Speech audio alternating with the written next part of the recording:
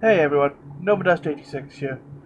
Once again, I'm going to have to start this with an apology, because once again it's been a long time since my last video. Unfortunately, I once again had a rather sore throat. Trust me, I was doing you a favor by not posting when my voice was like that. Anyway, let's get on with the most recent video. And the subject of this video is morality. More specifically, why are atheists and agnostics more moral in general than theists?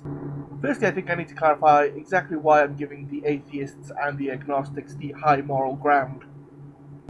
Although, as with any group of people, you can find circumstances and individuals that have transgressed what we would commonly consider to be morality, and it definitely appears to be the religious who are more at fault here.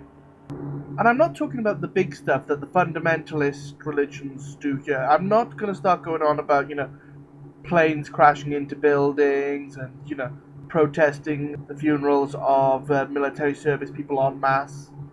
Instead, I'm going to refer to the smaller stuff, the casual snubbing of gay people, the gender inequalities, the dismissal of other faiths, the attempt to legislate your doctrine. Now, don't get me wrong, I'm not claiming that all religious people are assholes. They do, however, have to admit that when they place themselves in the same group as the more fundamentalist versions of their religion, they are, by association, legitimizing the views of these individuals. Anyway, I'm getting slightly off topic here, and let's get back to the question of why the religious people in general seem to be less moral. This, I believe, is down to the decision-making process that the religious people actually use.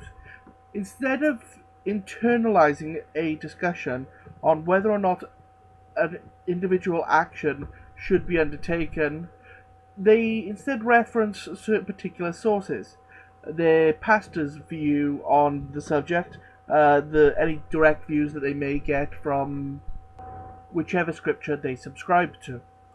So instead of thinking through whether or not something is right or wrong, they accept the view that they are supposed to take as decided by whichever group they happen to belong to. Atheists and agnostics, however, do not have this. They only have the process of thinking about whether an action is right, wrong, moral, immoral, good or bad, as a guide for their actions.